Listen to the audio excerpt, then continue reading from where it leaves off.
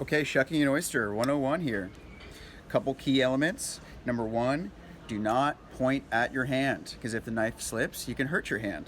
So what you want to do is you want to try to make an angle as shallow as possible, because that also keeps you from stabbing the oyster if the knife plunges through. It's not about forward pressure. It's more about a little bit of finesse, a little bit of a wiggle. You know when you're in the oyster, when the oyster is stuck to your knife. So at this point here, all I'm doing is turning the oyster. Important step is you want to make sure you clean your knife off once you get in the oyster to get rid of any dirt that's there in the hinge. So now we're just lifting up the oyster shell as I'm pulling down the mantle, making sure I'm getting a clean look at the abductor muscle here, which is the only muscle holding the shell together. Once that is cut, the shell is free to come off. One trick that I do to make sure that the oyster is sitting really nicely in the shell is I try to open it flat open, which lays that beautiful mantle down straight and presents really nicely.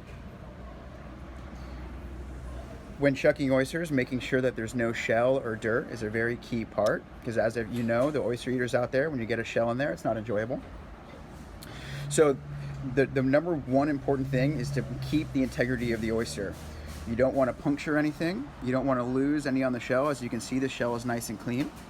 So the way you achieve that is by keeping close pressure on the shell when you're cutting the top off, and then the same goes for underneath.